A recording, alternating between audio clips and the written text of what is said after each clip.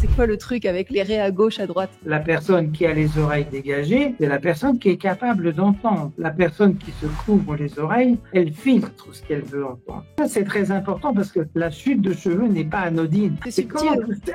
C'est tellement subtil tout ça. C'est tellement subtil. Moi, je peux vous dire, avec 65 ans, ça marche. Et si ta coiffure en disait bien plus que tu l'imagines, que ce soit frange, chignon, cheveux lâchés, chaque choix capillaire est un message inconscient. C'est une façon subtile d'exprimer ce que tu vis, ce que tu ressens ou ce que tu veux cacher. Et aujourd'hui, je t'emmène dans une exploration inédite de ton identité à travers tes cheveux avec un invité exceptionnel, Rémi Portrait. Il est expert du cheveu depuis plus de 35 ans et cette vidéo est le fruit de beaucoup de recherches. Prépare-toi à changer ton regard sur la coiffure. Bienvenue Rémi, je suis très heureuse de te retrouver pour une nouvelle émission. Merci, bonjour Gwénoline. Eh bien, moi aussi, je suis très heureux pour te retrouver pour cette deuxième émission, donc qui me fait très plaisir parce que, bon, étant donné que les gens ont répondu à la première, et là, on va partir sur un autre sujet, la vie du cheveu.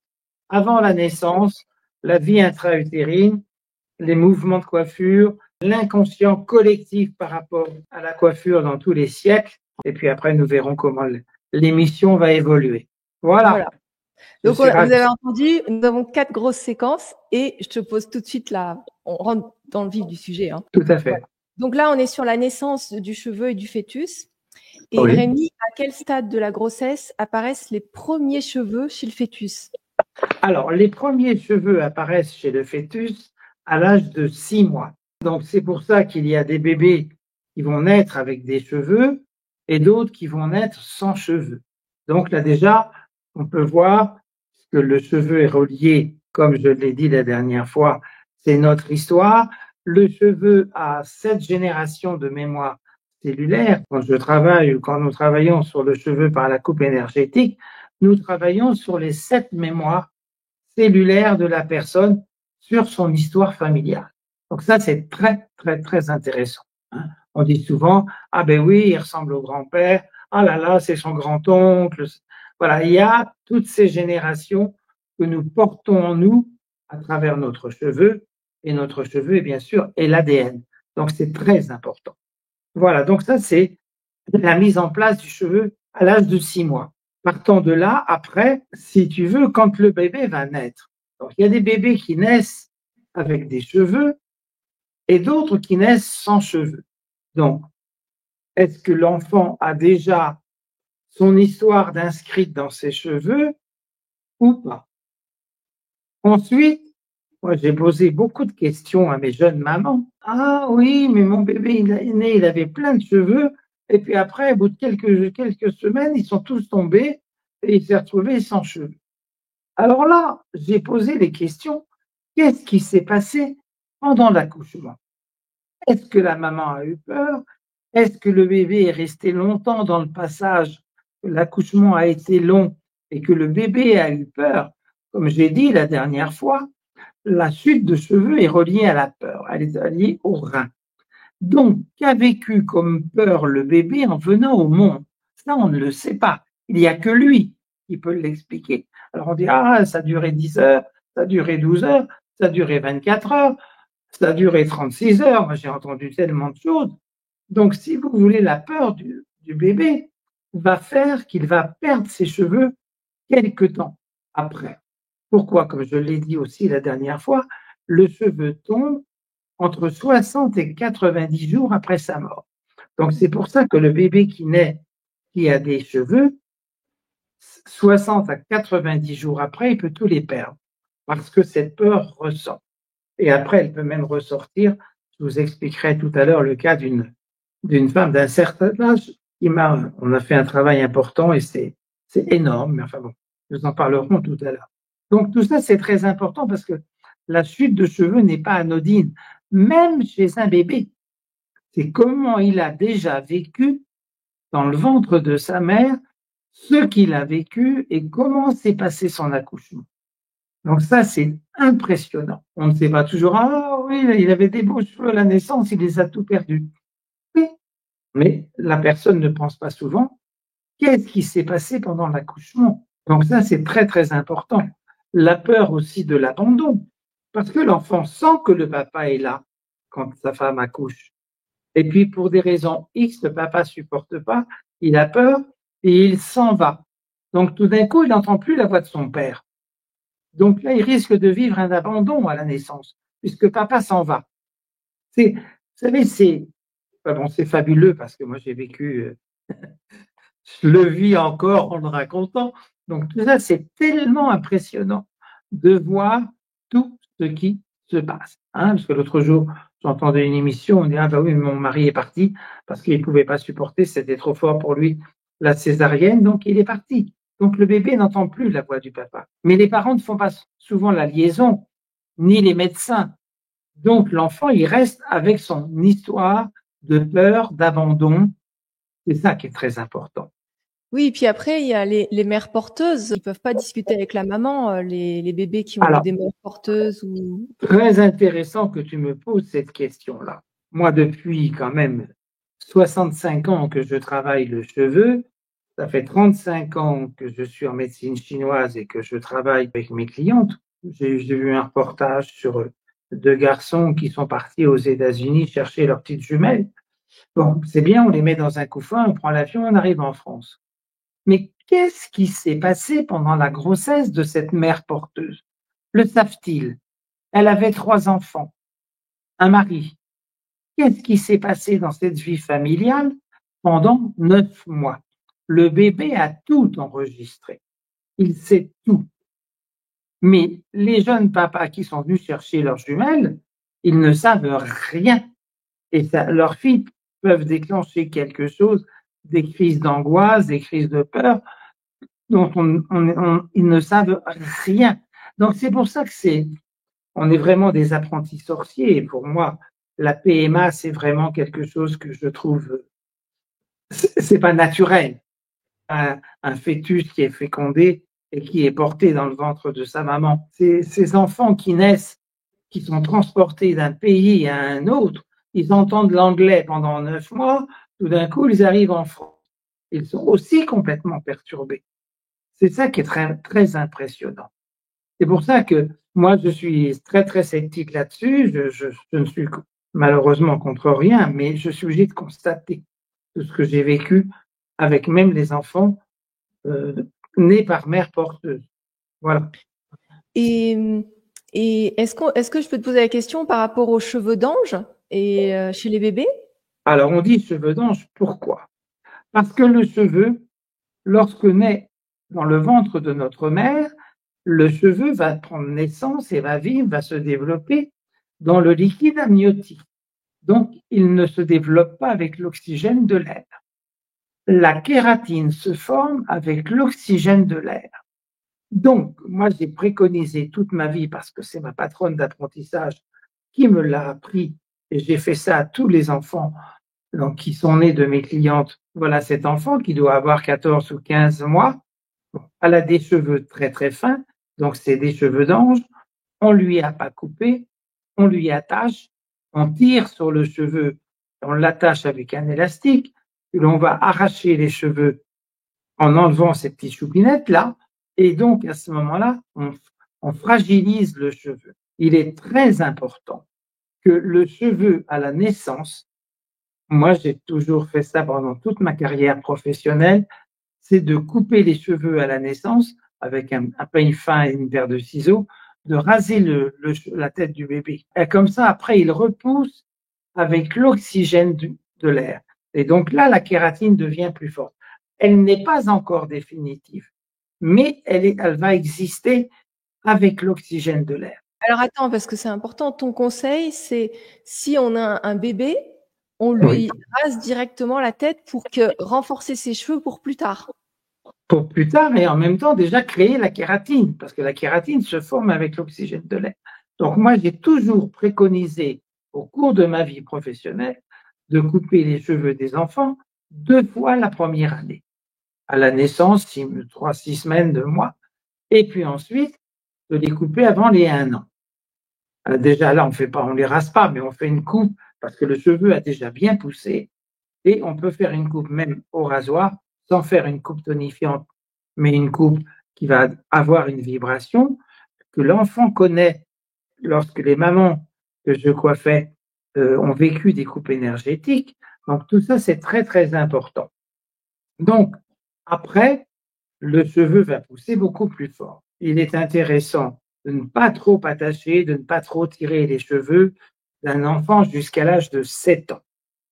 La première formation, ce qu'on appelle l'âge de raison, la kératine va changer à l'âge de 7 ans. Mais quand vous faites des coiffures comme ça, avec des nattes, avec des trucs, avec des poids dessus, vous tirez sur le follicule pileux, il y a un poids, donc ça fragilise le cheveu. Là, c'est tout à fait différent, puisqu'il ne fait plus, donc on peut dire que c'est vraiment... et ces gens ont toujours eu peur dans leur vie. Donc ces gens ont toujours eu des aérofreins. Donc ils ne peuvent pas avoir une frisure comme nous, Européens, et ils ont une frisure crépue. L'asiatique, la race asiatique, la race européenne, l'asiatique, lui, il a ce qu'on appelle le cheveu est rond. Donc, il y a une force dans le cheveu asiatique, du bébé même, quand il naît. Hein, il est très raide.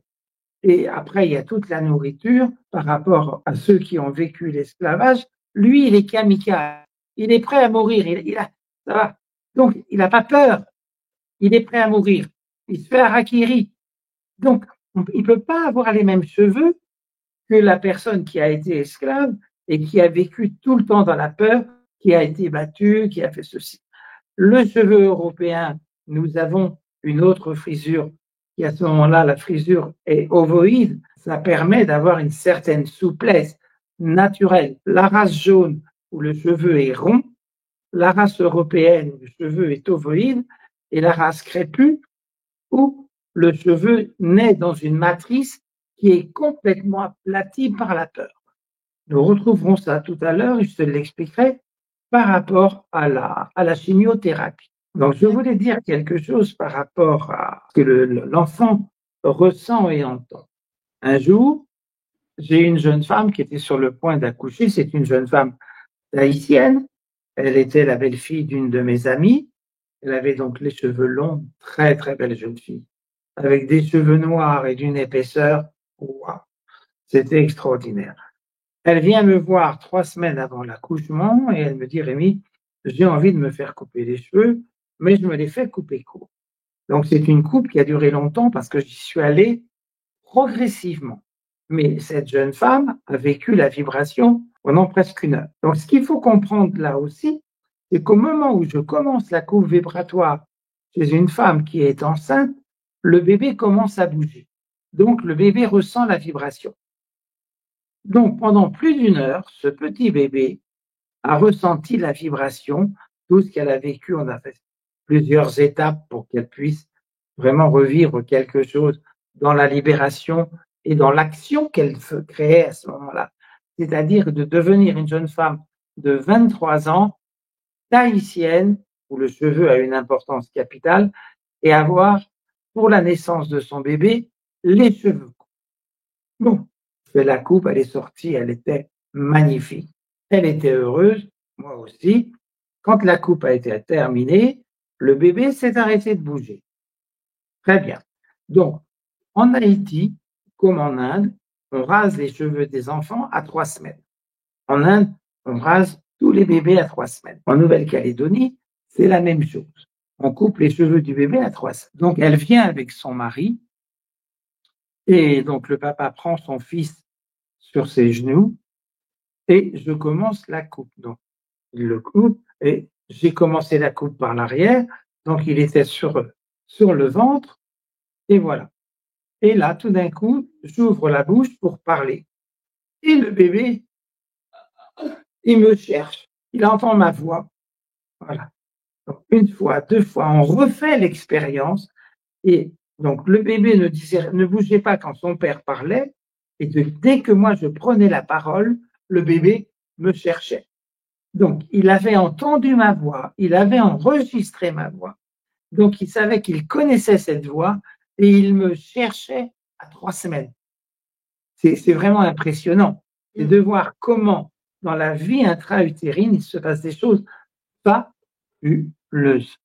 Donc, c'est là où, pour moi, tu vois, les mères porteuses, c'est bien, mais que vit une mère porteuse pendant sa grossesse, quoi. Voilà. C'est ça Et qu'est-ce qu'elle va transmettre au bébé?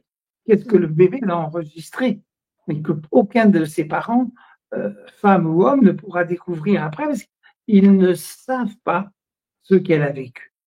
C'est ça qui est très important. Il faut prendre soin et faire très attention aux cheveux, c'est-à-dire des enfants jusqu'à l'âge de 7 ans, ne pas les attacher avec des pinces qui serrent de trop, qui tirent le cheveu. Il ne faut pas tirer le cheveu d'un enfant. Il faut faire couper les cheveux des enfants régulièrement. Ça veut dire quoi régulièrement, concrètement? Ben, disons que tous les 3-4 mois, leur couper les cheveux pour que le cheveu fortifie.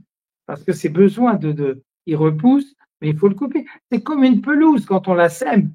Bon, après, c'est fragile quand elle naît, quand elle sort. Bon, il faut la tondre et puis après, on la retourne pour qu'elle épaississe, pour qu'elle se fortifie. Le cheveu, c'est la même chose. Il a besoin d'être coupé et de se reconstituer avec l'oxygène de l'air. Ça, c'est très important. Malheureusement, on ne le sait pas assez et les gens ne font pas attention. Donc, moi, j'attire l'attention des gens aujourd'hui qui vont entendre cette émission pour savoir que, justement, on dit, ah là là là là, ouais, c'est une petite fille, je ne vais pas lui couper ses cheveux, elle a 3 boucles. Moi, j'ai des parents, hein, notamment des pères, qui n'ont jamais voulu que je coupe les cheveux. J'avais deux petits jumeaux, un garçon et une fille. Bon, je l'avais proposé à la maman était d'accord. Et puis elle revient et dit, ah non, non, mon mari veut pas, il n'y a rien à faire, vous ne toucherez pas aux cheveux des enfants. Chacun est libre. Mais quand on a, là ils avaient garçon et fille, mais quand on a une petite fille, qu'est-ce qu'on souhaite? Bah, c'est comme toi de voir des cheveux de femme à 40 ans, magnifiques. Mais pour cela, ça se prépare en amont. Donc c'est ça qui est très important. J'ai une question, Rémi. Oui. Est-ce qu'on peut lire le tempérament d'un enfant à travers sa texture ou l'implantation de ses cheveux? Bien sûr, bien sûr, bien sûr.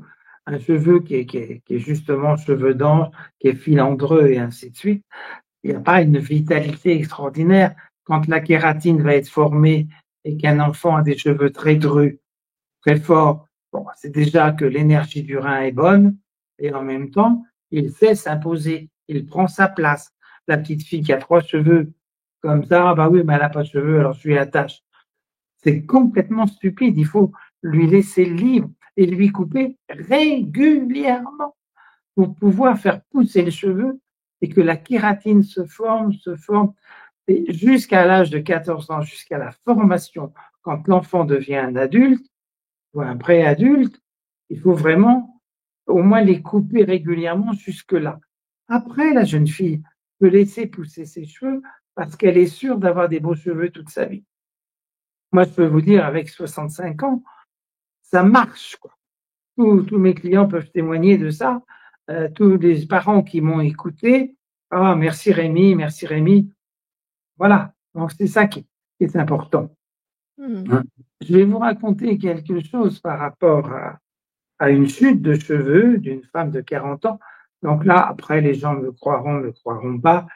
C'est très, très important ce que je vais dire parce que moi-même, j'étais à 10 000 lieues de penser ça.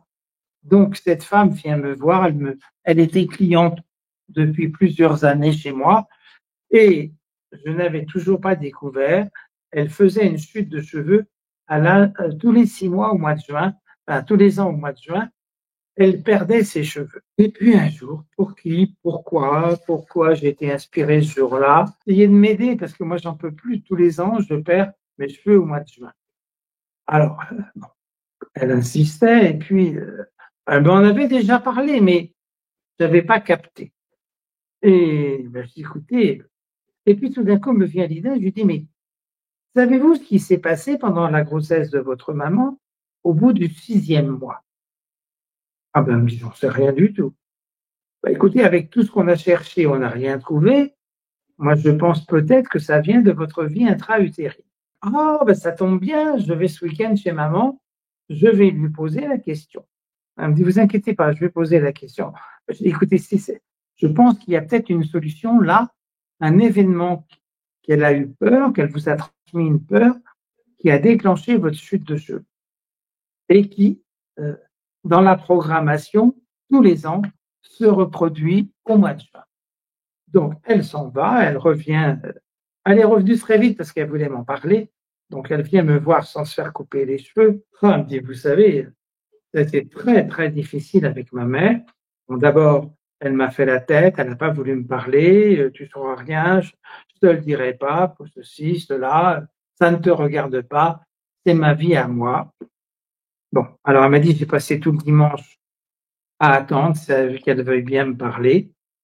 Et le dimanche soir, avant de partir, elle me dit, bah, écoute, je vais quand même te le dire. Parce que je vois que ça te perturbe et moi, tu m'as beaucoup perturbé parce que, effectivement, je pensais pas que la chute de cheveux pouvait être liée à quelque chose. Et elle me dit, écoute, comme je ne pouvais pas t'avoir, je n'avais pas d'argent, il fallait que je t'abandonne et tout.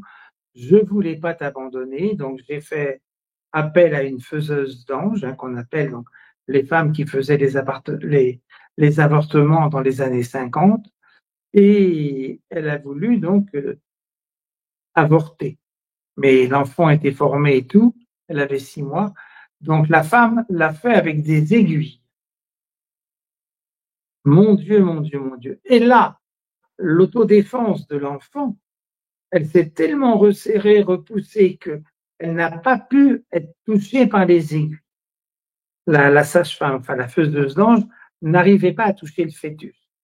Et donc, ben, elles ont arrêté. Donc, bien sûr, la maman était en sang, il s'est passé plein de choses, mais l'enfant est resté en vie. Mais la mère, l'enfant est né, la mère n'a jamais rien dit. Cette femme, elle avait une quarantaine d'années à cette époque-là. Et là, bon, après, elles sont tombées dans les bras l'une de l'autre. Pardonne-moi, ma fille. Écoute, tu sais, ma situation était tellement compliquée, je pouvais pas t'élever, je pouvais pas te garder. Donc, j'ai pris la solution de l'extrême, j'ai attendu jusqu'au bout et voilà. Donc, maintenant, tu sais, voilà. Et donc là, c'est là où la prise de conscience va stopper la chute tout de suite, si vous voulez. Donc, elle est restée cliente chez moi. Donc, l'année suivante, au mois de juin, nous avons attendu. Et ses cheveux étaient déjà plus beaux. La prise de conscience. Parce qu'elle avait un cheveu qui n'avait, justement, comme tu disais tout à l'heure, la kératine, tout se forme. Elle avait un cheveu appauvri parce elle a tellement eu peur. Donc, elle s'est protégée pour ne pas être tuée par ces aiguilles. Et donc, après, ben, la chute de cheveux s'est arrêtée. On a continué à travailler ensemble. Et c'est sûr que cette femme a été tellement heureuse d'avoir pu enlever un poids sur sa vie et comprendre pourquoi. Bien sûr que ça rapprochait après la mère et la fille, parce que la fille était au courant et la mère ne s'était pas rendue compte de ce qu'elle faisait. Donc, vous voyez tout ça, quand on ne sait pas ce qui se passe pendant la vie intra-utérine, comment ces mères porteuses peuvent-elles transmettre des choses à des futurs enfants? Dans quelle génération allons-nous avoir plus tard avec tous ces enfants qui sont portés, qui ne sont pas dans un nid d'amour, mais qui sont portés Oui, par… parce que là, tu parles que des cheveux, tu parles que de la conséquence de la perte de cheveux. Mais en fait, Oui, il y a un trauma, donc il y avait apparemment un poids non visible, mais il y a un inconfort au quotidien quand même. Quand on vit un trauma pendant l'enfance, bon, ok, là c'était les cheveux, c'était visible, mais à l'intérieur, il y a quelque chose, il y a des peurs, il y a des peurs d'abandon, il y a plein de choses qui peuvent se produire aussi. mais tout, c'est ce que je disais tout à l'heure, le papa qui s'en va, l'enfant est près de naître. Et là, le papa ne supporte pas, il est obligé de partir pour s'évanouir. Bon, l'enfant, il entend la voix du père pendant des moments difficiles, et tout d'un coup, hop, le père s'en va, il n'y a plus la voix du père.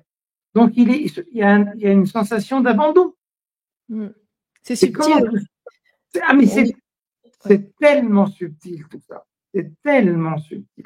Moi, j'ai vécu ces 35 ans de formation de thérapeute et de tout ce qui peut se passer dans une vie, pendant la vie intra-utérine et les cheveux. C'est ça qui est très important. Il y a une femme comme ça qui a été coiffée par un de mes collaborateurs et il lui dit, ah, bah, 3-4 ans, il a dû se passer quelque chose dans votre vie. Ah non, vous n'allez pas vous y mettre vous aussi. Voilà, donc on lui avait toujours dit qu'elle avait été violée ou qu'il y avait eu quelque chose. Et elle disait non, non, non, non et non. Mais elle est rentrée dans une colère. parce qu'elle voulait plus qu'on lui parle de ça, qu'il s'était passé quelque chose dans sa vie à 3-4 ans. Il lui fait une consultation pour voir et il commence la coupe. Et au moment où il arrive sur la mèche où il avait décelé qu'il y avait eu quelque chose chez elle, ah mon Dieu, mais c'est pas vrai. Elle dit, écoutez, là, maintenant je vous crois. Effectivement, elle venait de revivre dans ses cellules son père qui l'a violée. Elle avait 4 ans. Donc, elle l'a senti dans ses cellules et dans son corps. Donc là, elle ne pouvait pas dire non, arrêtez avec ça, je ne veux plus en entendre parler. Elle venait de le vivre dans sa mémoire cellulaire. Donc, tout ça, c'est fabuleux. Et voilà. Donc c'est une libération énergétique. Tout à fait. Mais qui est un poids pour l'enfant. Et cette femme en avait marre de voir des personnes qui lui disaient, mais qu'est-ce qui vous est arrivé dans l'enfance? Il y a un traumatisme dans l'enfance. Non, non, non, non, non, non. Et là, elle a dit au coiffeur, ne m'en parlez pas, ça suffit. Je ne veux plus en entendre parler. Et 10 minutes après, elle vivait dans son corps, dans ses cellules, ce viol. Après, c'est pas facile parce que c'est quand même un sujet important. Il y a des gens, ils n'ont pas envie forcément de découvrir la vérité. Donc, est-ce que c'est bien de forcer ou pas? Enfin, Ah ben, après, elle est venue chez vous. Elle est venue chez vous. oui, mais je n'ai jamais forcé quelqu'un. Moi, cette femme qui voulait absolument savoir pourquoi sa chute de cheveux, quand m'est venu à l'esprit demander à votre mère, il n'y avait aucune intention vicieuse ou quoi ou qu'est-ce. Simplement, je dis demandez, on verra bien ce que va vous dire votre mère. Mais elle ne pensait pas découvrir ça. Cette femme qui vient pour la première fois chez nous, c'est mon coiffeur qui s'occupe d'elle et qu'elle vit ça. Voilà, ça y est, après elle était apaisée, elle avait compris que dans ses cellules, c'était vrai. Donc voilà, c'est tout. Mais moi, je n'ai jamais cherché à imposer à quelqu'un et d'entrer dans sa vie secrète. Oui, bien sûr. Non, mais je dis ça parce que ça peut être un peu violent pour certaines personnes qui entendent ça, qui rentrent chez le coiffeur et qui se disent « Oh, on me donne une info que je voulais pas ». Mais en même temps, on va pas chez un coiffeur énergétique si on veut pas en savoir un peu plus, j'ai l'impression. Voilà, c'est ça. Après, les gens savent ce qu'ils viennent, savent comment je travaillais, comment je travaille encore. Je propose de passer sur les mouvements de coiffure et leur symbolique. L'idée, c'est de savoir pourquoi certaines personnes font leur raie à gauche, l'autre à droite. Voilà, est-ce qu'il y a une question de cerveau dominant, d'énergie? C'est quoi le truc avec les raies à gauche, à droite? Alors, justement, la raie à droite ou la raie à gauche, donc, nous sommes construits ainsi. Le côté gauche, c'est yang, le côté droit, c'est yin. D'accord. On peut faire soit une raie de milieu, soit une raie à gauche, soit une raie à droite. Donc, quand on incline ses cheveux du côté féminin, c'est-à-dire que à droite, si vous voulez, c'est qu'il y a un problème avec le féminin, soit avec la mère, soit dans l'histoire de la personne. Quand on fait la même chose du côté gauche, quand les hommes ont l'arrêt à droite et que leur mèche s'incline à droite, leur raie à gauche et s'incline à droite, c'est un problème avec le père, bien souvent avec l'autorité. Et c'est la même chose par rapport au féminin, c'est que là, on subit le féminin ou on subit le yang. La personne qui fait une raie au milieu, il y a déjà un équilibre de vie. C'est pas la même chose, c'est déjà important. Après, bien sûr, il y a la nuque dégagée. Donc, quand une femme, je le dis dans le livre, quand une femme peut mettre sa nuque courte, c'est qu'elle peut se montrer telle qu'elle est. Hein? Dans le temps, on coupait pas les cheveux des femmes parce que c'était justement toute la séduction, puisque un homme pouvait lever les cheveux d'une femme dans la nuque, l'embrasser dans la nuque. C'est une zone quand même assez érogène. Donc à ce moment-là, c'était symbolique de sensualité. Après, la personne qui a les oreilles dégagées, c'est la personne qui est capable d'entendre. La personne qui se couvre les oreilles, elle filtre ce qu'elle veut entendre. Elle entend, mais elle filtre. Voilà. Après, il y a la frange qui est apparue, on en parlera tout à l'heure, en 1925, hein, quand Antoine a coupé les franges aux femmes. Les femmes se cachent derrière une frange. Juste, Oui. tu vois, tu parles de raie. Quand tu as une raie qui est pas tout à fait faite comme ça, Ce que j'ai regardé avant de faire la vidéo avec toi, moi, une fois j'ai les cheveux d'un côté, une fois j'ai les cheveux de l'autre, un coup c'est au milieu, mais c'est jamais une raie très Droite. précise. Oui. Mais tu viens de le dire toi-même, tu as une certaine malléabilité. Tu peux mettre tes cheveux comme ça, tu peux mettre tes cheveux comme ça ne te gêne pas, tu es à l'aise avec ça. Donc, tu n'es pas quelqu'un de rigide qui va faire une raie de milieu toute sa vie. Tu comprends? C'est ça qui est important. C'est que là, il y a une adaptation qui est très importante. D'accord, donc c'est pas à prendre au pied de la lettre dans le sens où, est-ce que c'est une raie que j'ai là, par exemple? Non, tu n'as pas de raie, tu as un mouvement vers la gauche, mais tu n'as pas de raie. C'est pas tout droit. On ne voit pas ton cuir chevelu. Moi, j'ai eu une raie jusqu'à 36 ans, et à 36 ans, je me suis mis les cheveux en arrière, que je n'ai pas quitté depuis. Mais jusqu'à 36 ans, j'avais une raie. Donc, ça veut bien dire quelque chose. Regarde les enfants. Hein, quand je dis dans le livre, un enfant, un petit garçon ou une petite fille.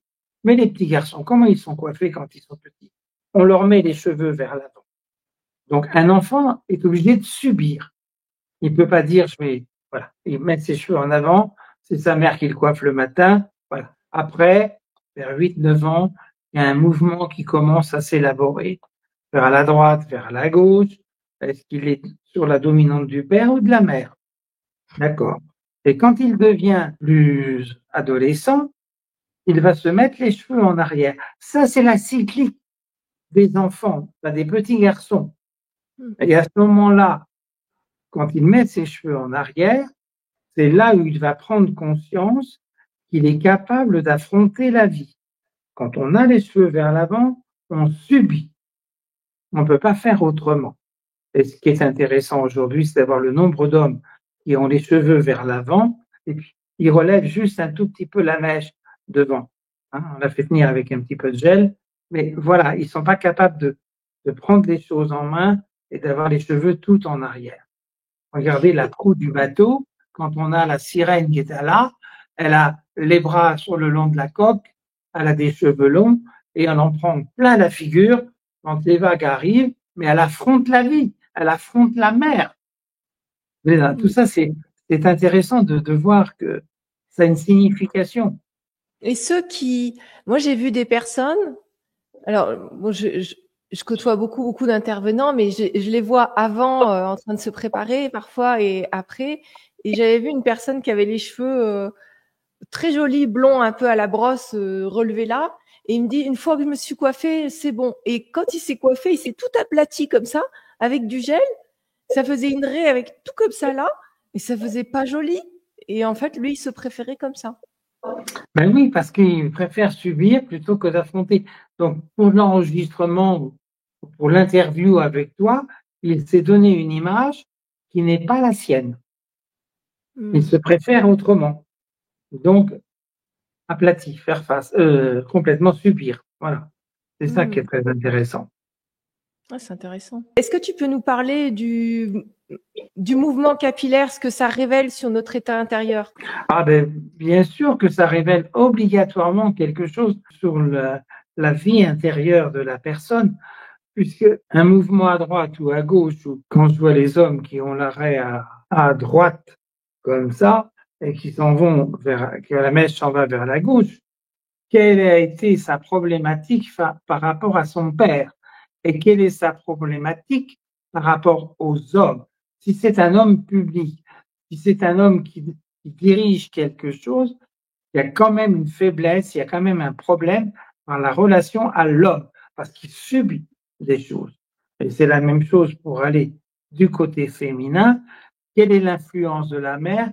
Quelle est l'influence de la femme, la patronne, la directrice, qui font qu'elle garde la même coiffure, que ce soit avec sa mère ou quand elle est dans son travail et qu'elle travaille, la patronne, la directrice, tout le monde, toutes les femmes qui peuvent influencer sur elle.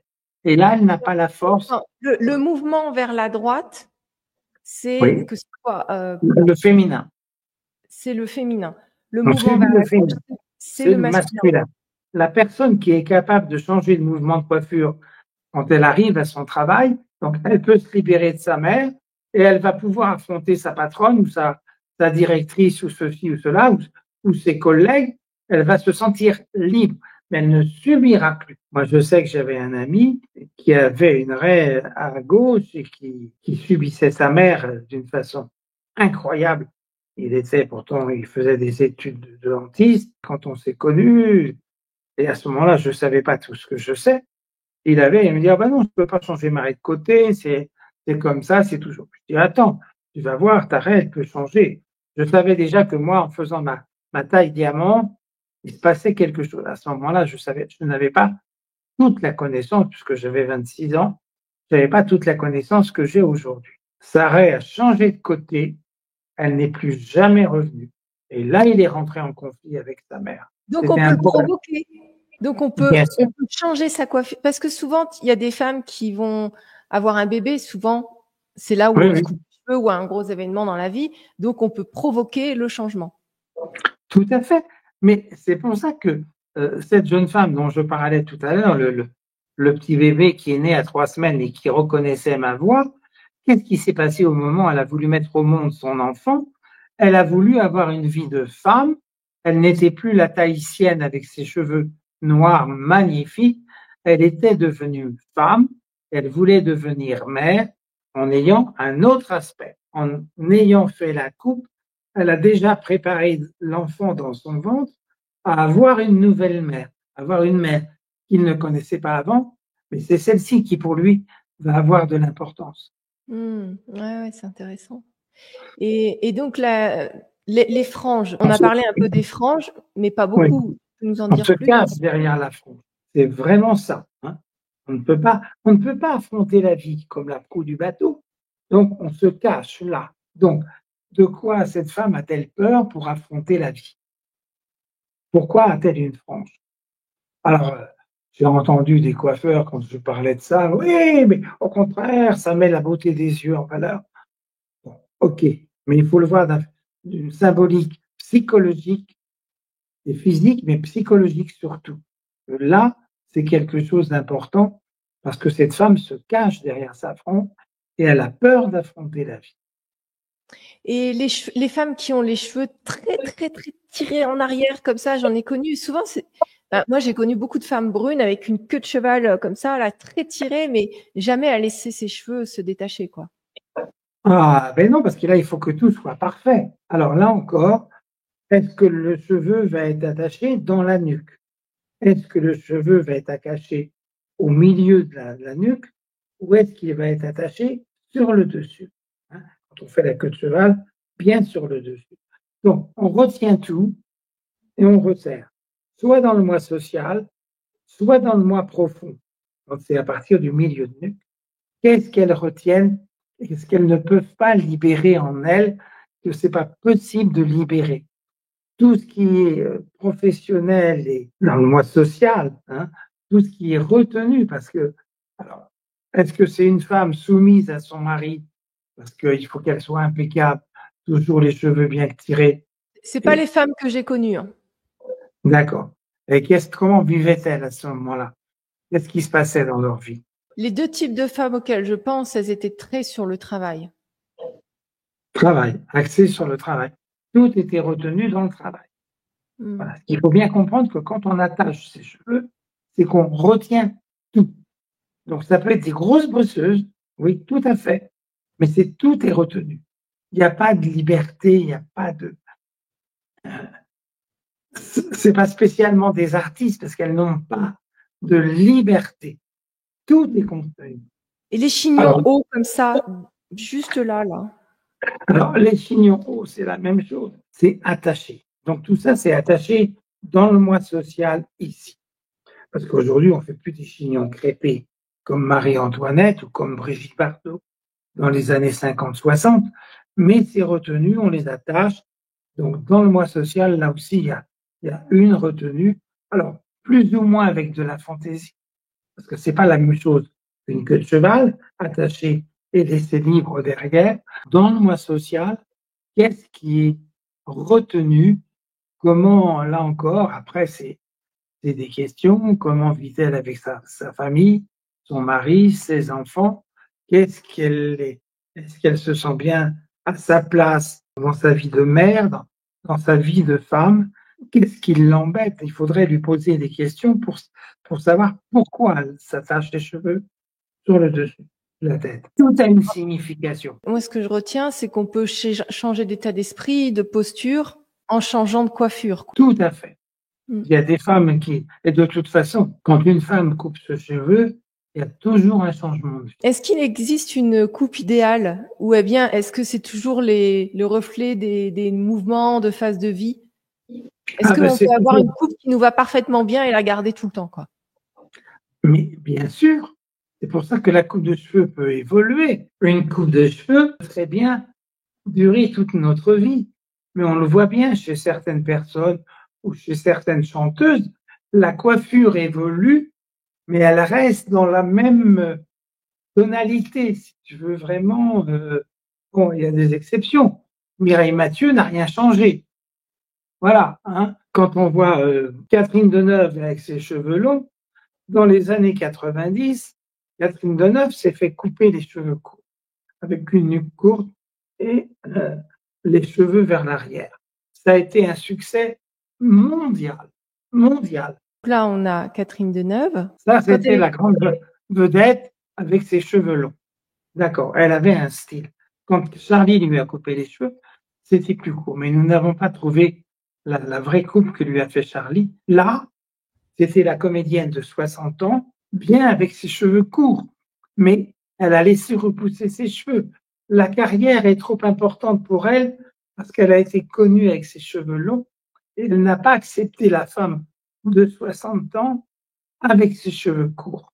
Donc c'est ça qui est intéressant. Ces femmes qui ont eu des carrières, Sylvie Vartan, quand elle a coupé ses cheveux à 60 ans, elle était admirable. Bon, c'est les années 60. Hein. Bon, là, à 60 ans, elle se fait couper les cheveux longs. Elle est magnifique. Regarde ce décolleté. Regarde ce que ça donne.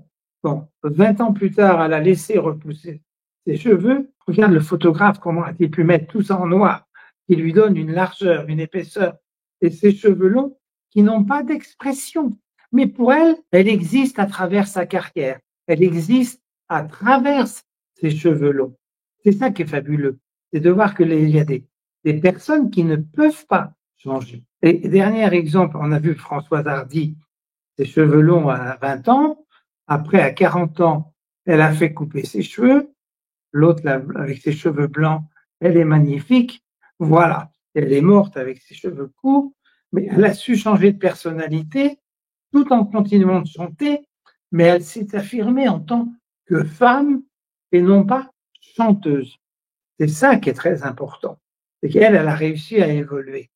Et je voulais juste parler de Brigitte Bardot, qui maintenant a 93 ans. Donc, vous voyez le style de Brigitte Bardot aujourd'hui. En 1972, elle a tourné son dernier film, L'ours et la poupée, avec Jean-Pierre Cassel. Elle était au summum de sa gloire, très belle jeune femme, et elle avait ce chignon, qui était beaucoup plus structuré, coiffé. On a fait des millions de chignons à la Brigitte Bardot. C'était impressionnant. Et donc, elle a été intelligente. Elle a fait évoluer cette coiffure qui est la fin de sa vie professionnelle, mais elle est restée avec ce chignon qu'elle a fait évoluer, décoiffer. Elle met des fleurs dans ses cheveux. Donc, c'est une artiste. Elle a envie d'être belle et elle met des ornements dans ses cheveux. Mais c'est le chignon déstructuré de sa fin de carrière, 72, avec Jean-Pierre Cassel, L'ours et la poupée. Elle était magnifique dans ce film. C'est vrai. Tu veux passer quoi? Sociologie ou chimio? Alors, on va passer sociologie, parce que c'est quand même important que j'explique aux gens comment, à travers les âges, la coiffure est importante puisqu'elle représente l'inconscient collectif. Alors, si tu veux, nous pouvons repartir de Marie-Antoinette. Voilà, donc Marie-Antoinette, jeune fille. Donc voilà la reine de France avec la coiffure que nous appelions la belle poule. Hein, donc ce chignon tout crêpé et ses anglaises. Et bien souvent, pour avoir la vraie coiffure à la belle poule, il y avait un bateau sur le sommet de la tête de la reine. Donc le crêpage, quand on voit cette photo, le crêpage représente le pouvoir. Donc, c'était quand même une femme de pouvoir. Et donc, elle a créé ses coiffures à la belle boucle. Quand on la voit jeune fille avec ses petites boucles en arrivant d'Autriche, et quand on la voit avec ses coiffures en 1789, c'est quand même autre chose. Donc, ça, c'est le début. On va partir de cela pour faire de la sociologie jusqu'à nos jours et voir comment l'inconscient collectif, les coiffures représentent bien l'inconscient collectif d'un pays. Voilà. Donc là, maintenant, après qu'on ait eu coupé la tête de Marie-Antoinette, voilà donc une coiffure de Joséphine après la Révolution. Donc là, on est redevenu complètement à l'envers. Les petites têtes, les petites boucles sur les côtés, ça c'est très significatif. Donc on a abattu le pouvoir. Joséphine est arrivée avec Napoléon. Voilà, et on va voir au fur et à mesure comment l'évolution va jusqu'à... Voilà donc Joséphine le jour de sacre de Napoléon. Donc là, on voit les petites frisottis autour du visage, mais elle a derrière un chignon, puisque là, il y a le diadème, et derrière, il y a le chignon et le voile qui est posé dessus. Donc là, on retrouve le pouvoir par le chignon. Le crépage, c'est vraiment le pouvoir. Là, voilà une coiffure de chez Louis XVIII, au moment où Louis XVIII a repris après la chute de Napoléon. Vous voyez, Charles X c'est déjà un peu moins levé, et on voit que les Anglaises de chaque côté, et le chignon est beaucoup moins élevé sur le dessus de tête. Donc Louis XVIII, Charles X. Ensuite, après, on va passer à Napoléon III. Donc on voit les femmes avec les crinolines, le volume sur la nuque et sur les côtés. On arrive en 1900, on va retrouver la coiffure à la goule. Donc on n'a pas trouvé de très très belle coiffure pour que ce soit explicite, mais la goulue avait un volume tout à fait autour du visage, tout était remonté dans la nuque, et là on voit son petit chignon, le moi social est tout à fait retenu. Donc les femmes commencent à se libérer, mais tout le moi social est retenu. Donc elles peuvent danser, elles peuvent chanter, mais c'est quand même contrôlé. Elles n'ont pas toute la liberté. Elles ont encore les corsets, elles ont encore les jupes longues, donc c'est encore quelque chose qui est contrôlé. Donc là, on arrive à 1925. 1925, Poiret va donc libérer le corps de la femme, enlever le soutien-gorge, enlever le corset, couper les cheveux des femmes. Et là, au milieu, nous avons cette coiffure de la garçonne, donc qui est très spécifique, puisque c'est Champagne qui l'a créée, la frange, le côté carré. Après, on voit de chaque côté, il y a eu des modifications avec des crans. Évidemment, les femmes avaient toujours eu des crans, donc c'était difficile. Donc il y avait vraiment la femme qui était entièrement libérée, qui avait libéré son corps, qui avait la jupe droite, sans pince, sans froufrou, voilà, des chaussures à talons et le fume-cigarette, qui était vraiment la femme libérée. Donc là, on arrive, vous voyez, 39-40. Qu'est-ce qui se passait en France entre la guerre, pendant la guerre 1939-1945? 41, la capitulation. Donc, Pétain signe et on est en zone occupée. Donc, vous vous souvenez, certaines personnes qui écoutent, et des jeunes ou des moins jeunes, mais qui ont pu voir les photos de leur mère ou de leur grand-mère ou de leurs arrière-grand-mères, qui avaient sur le devant de la tête, comme on le voit très bien sur la coiffure du milieu, le crépage qui était retenu. Donc là, c'était rattaché avec des peignes, les côtés qui étaient plus ou moins relevés, tout dépendait des modes. Toutes les photos qu'on a trouvées de cinéma ne sont pas très, très explicites. Et donc, on gonflait les côtés, on les retenait avec des peignes. Qu'est-ce qui se passait? Comment était créée cette coiffure? Cette coiffure, elle était créée d'une oreille à l'autre. Tout le devant était crêpé, qu'on attachait avec des peignes. Le peigne est la symbolique de la barrière. Donc, le pouvoir en France était retenu par des barrières. Et les cheveux derrière des femmes étaient libres, avec les pointes un peu bouclées. Donc, ce qui représentait dans l'inconscient collectif l'esprit de la France entre 41 et 45, où le pouvoir était retenu et la zone libre, les cheveux étaient libres. Donc, inconsciemment, on a créé cette coiffure dans l'état d'esprit dans lequel vivait la France du moment. Ça, c'est extraordinaire. C'est une des plus belles symboliques, je trouve, dans le foot. Après 39-40 est arrivé le New Look avec Dior. Donc là, on a retrouvé les tailleurs de Dior, les jupes amples, les petites vestes arrondies. Et puis après, est revenu petit à petit les coiffures. Et notamment, quand on le voit là aussi, dans les débuts des années 50, Audrey Hepburn, qui est magnifique, qui a un petit chignon. Après, en 56, va arriver Grace Kelly, qui va créer des chignons. Là, Audrey Hepburn, ce chignon est magnifique. Mais voilà, la femme qui est riche, qui a de beaux bijoux dans les cheveux et tout, et qui a un chignon. Donc, il y a un certain pouvoir. 58, on n'a pas trouvé Grace Kelly avec des chignons, mais bon, tout le monde connaît l'histoire de Grace Kelly. Voilà, 1958, Brigitte Bardot et son chignon. Donc, le crépage, les boucles et le chignon qui représentent le pouvoir. Donc là, on est dans le début de la période des 30 glorieuses. C'est très intéressant de voir que 1789, on coupe la tête de Marie-Antoinette et un siècle et demi après, on retrouve le pouvoir par les coiffures, par le crépage jusqu'en 1968. Ça, c'est une beauté de chignon. Donc aujourd'hui, c'est sûr, on va pas voir les femmes coiffées comme ça, mais le pouvoir est là. Les femmes de luxe que l'on voit avec cigare, rouge à lèvres et bijoux, voilà les années 60, les cheveux qui commencent à... Et le crépage pour montrer le pouvoir de toutes ces femmes qui étaient femmes d'affaires, qui étaient directrices et ainsi de suite. Moi, à ce moment-là, je coiffais déjà et toutes les semaines, elles venaient pour se faire une mise en pli et avoir le crépage qui tienne toute la semaine et laquer pour que ça tienne. Donc, les femmes venaient tous les jours, tous les 8 jours chez le coiffeur. C'était assez impressionnant de voir la mode à ce moment-là, comment la femme était une image de femme impeccable.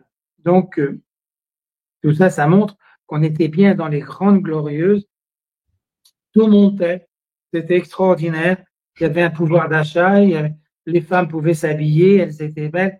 Même la petite coiffeuse était bien habillée, bien coiffée. Donc, tout ça, c'était important. C'était dans la rue, quand on voit les années 60 avec Sylvie Vartan, Johnny et tout, quand on sortait le samedi soir, les jeunes filles étaient habillées. Il y avait quelque chose qui faisait que la conscience collective était belle. Il y avait quelque chose de beau. Dans les années 76, lorsque je me suis installé, qu'est-ce qui était à la mode? Eh bien, c'était les coiffures afro, puisque Saint-Laurent nous a amené dans ses défilés les mannequins noirs. Et à ce moment-là, il fallait avoir les cheveux comme les noirs, frisés, crépus. Donc, est arrivé à ce moment-là, non mais, c'est passionnant pour moi. Qu'est-ce qu'on faisait? Les permanentes, on en a fait des permanentes. Dans les années 76-80, ce n'était que des permanentes. Et on laissait sécher les femmes sous les infrarouges. Et comme ça, c'est comme ça que Saint-Laurent, consciemment ou inconsciemment, a fait intégrer le mannequin noir dans les défilés. Parce que moi, j'ai travaillé après avec lui et avec Monsieur Alexandre en collection de couture. Mais c'est Alexis Saint-Laurent qui a vraiment amené cette mode. Ah ben nous, on n'avait pas grand-chose à faire. On coupait au carré, on en faisait la permanente, on les mettait sous les infrarouges. Et voilà. Je suis très triste de voir comment notre métier évolue. 81, Mitterrand arrive. Bon, Mitterrand arrive, faut tout libérer. Faut libérer, les gens se sentent libres, faut créer les radios libres, on a supprimé les premières classes dans le métro, on a supprimé, moi qui avais mon salon, place du théâtre français, donc les soirées habillées de la Comédie Française et de l'Opéra de Paris ont été supprimées. Qu'est-ce que ça représentait pour nous, coiffeurs? Moi, j'avais un salon de classe et tout, donc les femmes venaient se faire coiffer pour les soirées habillées. Moi, j'ai des clientes qui venaient de province, elles passaient la journée au salon, les pieds, les mains, le maquillage, tout. Elles partaient le soir pour l'opéra. Donc, nouvelle robe, les paires de gants, les chaussures, ça faisait marcher une industrie. Mitterrand nous a amené la coiffure courte et le froissage. Le froissage, bon, on coupait les cheveux courts et avec les mains et ses cheveux, on faisait un espèce de froissage, un brushing qui était tout crépouillé, et hop, ça donnait du volume, l'aspect, et tout ça tenait avec du gel. Donc, c'était pas encore coiffé. C'était fini, la coiffure. On a détruit la coiffure après 68. Ça a mis du temps, mais maintenant, il n'y a plus de coiffure.